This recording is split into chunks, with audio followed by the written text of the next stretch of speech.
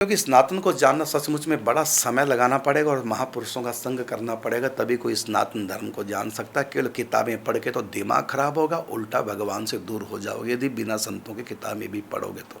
क्योंकि जो कुंजी है, जो चाबी है, वो तो संतों के पास है, तो कैसे आप जान पाओगे। ऐसी एक जगह लिखा है, एक जगह के पुराणों में कई जगह लिखा है कि जो व्यक्ति ऐसा हो गया जिसको उसके साथ और वो इतने लाख साल तक वैकुंठ जाएगा, तो व्यक्ति सुन करके घबरा जाता है। इतने लाख साल के बाद उसके बाद फिर वापस आएगा, ये क्या मतलब। गीता में तो कहा यद गत्वा न निवर्तन्ते तद्धाम परमम, और कितनी जगह पुराणों में लिखा है इतने लाख साल तक वो। और कई जगह कहा जो गऊ की सेवा करता है, ऐसा भी हमने पढ़ा, जितने गऊ के शरीर में रोए हैं उतने साल तक वो वैकुंठ निवास करता है। तो इसका मतलब उसके बाद आ जाएगा नीचे, बिल्कुल ही घटना है। तो जो थोड़े समय के लिए मुक्ति जो होती है वो इसी ब्रह्मांड के अंदर जो ब्रह्मा विष्णु महेश के लोक है ना, वो वहाँ चला जाता है। इसी ब्रह्मांड में हम जो जाएंगे, क्योंकि ये ब्रह्मांड स्थायी नहीं है। जब प्राकृतिक प्रलय आएगी तब सब कुछ समाप्त हो जाएगा। और ब्रह्मा विष्णु महेश तो भगवान है, भगवान तो कभी समाप्त नहीं होते, ये अपने निज स्वरूप में एक तत्व को प्राप्त कर जाते हैं। तो जहाँ लिखा हुआ है जैसे किसी की मृत्यु हो गई हो और उसके मुख में गंगा जल तुलसी से डाल दिया, तो कहाँ जाएगा वो परम धाम में नहीं जाएगा, वो जाएगा इसी ब्रह्मांड के अंदर जो भगवान के धाम है, पंच परमेश्वर के, वहाँ पर पहुँच जाएगा। उसके बाद वो कई करोड़ों साल तक रहेगा, यहाँ के हिसाब से बता रहा हूँ।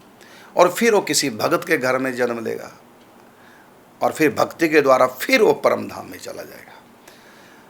कई बार इस वैकुंठ को भी परमधाम कह दिया गया। वो क्यों कह दिया गया? इसलिए क्योंकि उसी वही परमधाम का ही अंश इस ब्रह्मांड के अंदर आया है। जैसे मनुष्य के रूप में रामकृष्ण आए, तो भले मनुष्य के रूप में, लेकिन है तो भगवान ही ना। इसी प्रकार वो वैकुंठ ऊपर से ही उतर के आता है। जैसे भगवान अवतार लेके आते हैं, ऐसे वैकुंठ भी साथ में अवतार लेके आता है। तो जो भी एक बार वैकुंठ चला गया वो वापस आएगा। कौन से वैकुंठ की बात मैं कर रहा हूँ? इसी ब्रह्मांड के अंदर, क्योंकि अनंत अनंत ब्रह्मांड है। हर ब्रह्मांड में पंच परमेश्वर हैं, हर ब्रह्मांड में 33 कोटि देवता हैं, और हर ब्रह्मांड में इंद्र, हर ब्रह्मांड में ये पृथ्वी है, हर ब्रह्मांड का अलग अलग सौर मंडल है। इसलिए सूर्य भी अनंत हैं, पृथ्वियाँ भी अनंत हैं। वैज्ञानिक तो अब कह रहे हैं कि हो सकती हैं और भी पृथ्वियाँ, और कई इन्होंने खोज ली, लेकिन वहाँ तक जा नहीं पा रहे हैं। करोड़ों करोड़ों साल लग जाएंगे, प्रकाश की गति से भी जाओगे तो, इसलिए जाना असंभव है। तो लेकिन ये अब नकारते नहीं, अब नहीं कहते कि बात गलत है कि पृथ्वी नहीं है, एक ही है पृथ्वी। आप सर्च करके देख सकते हैं, आजकल तो नेट पे सब कुछ मिल जाता है। कोई वैज्ञानिक ने आज तक नहीं कहा अब कि और पृथ्वी नहीं है, और सूर्य नहीं है, और ब्रह्मांड नहीं है। अब तो मान गए, लेकिन हमारे ग्रंथों में तो जब टेलीस्कोप का आविष्कार नहीं हुआ था, जब कोई जानता भी नहीं था, तो उस समय उससे भी पहले के ग्रंथ हमारे हैं जिनमें पूरे ब्रह्मांडों की चर्चा आई है, जिसको गैलेक्सी कहते हैं। बताओ, ये भागवत जी का पंचम स्कंद पढ़ी है। पंचम स्कंद में गैलेक्सी की चर्चा, ये भी कहा पूरा सौर मंडल गैलेक्सी में घूम रहा है, और अब तो सिद्ध भी कर दिया है।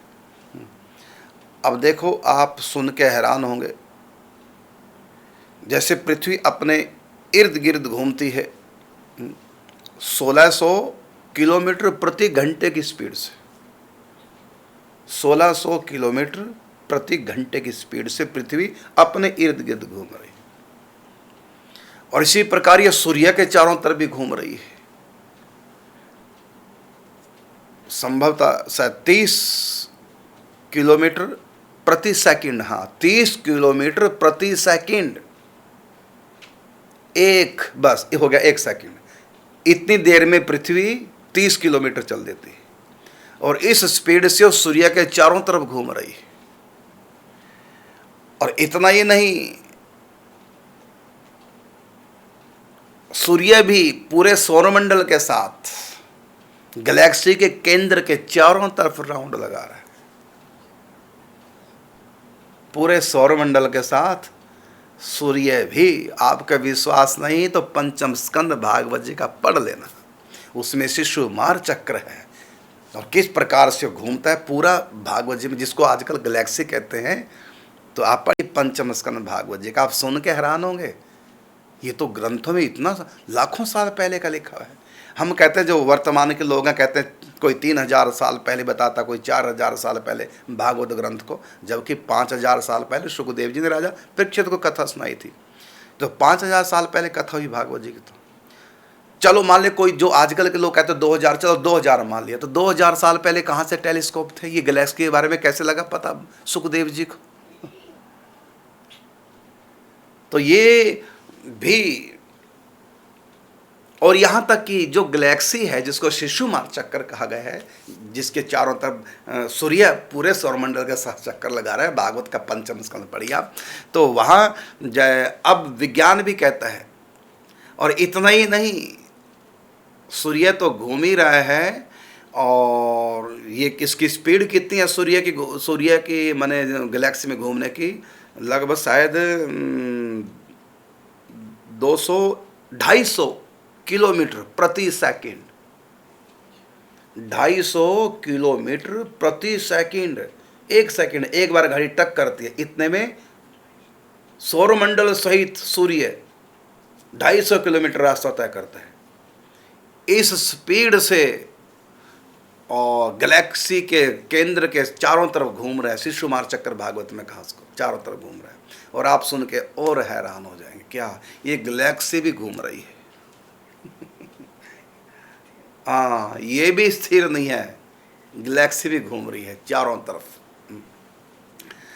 तो अब देखिए, ये हमारे इसका ज्ञान है।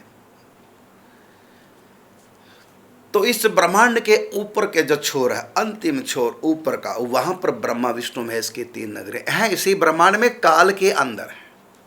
और इस ब्रह्मांड के सबसे नीचे के छोर में क्षीर सागर है, जहां भगवान नारायण लेटे हुए। ये एक ब्रह्मांड की बात।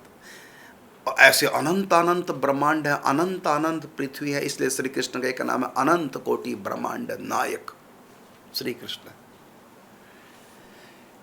तो जो व्यक्ति में भक्ति भावना नहीं है, लेकिन मृत्यु के समय उसके मुख में गंगा जल तुलसी दल दे दिया, या किसने राम नाम सुना दिया, या उसके आगे कोई संत खड़ा हो गया, कोई भक्त कंठीधारी तिलकधारी, ऐसा अगर सामने आ गया, तो उसकी भावना तो नहीं थी, लेकिन कर्म कुछ ऐसा बन गया।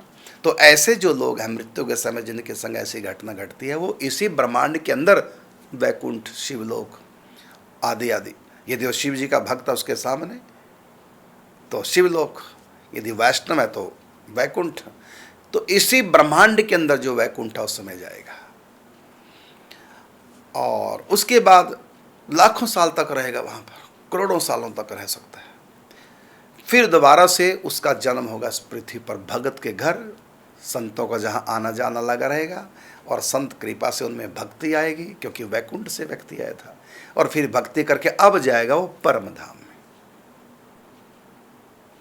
ये आपके प्रश्न का उत्तर।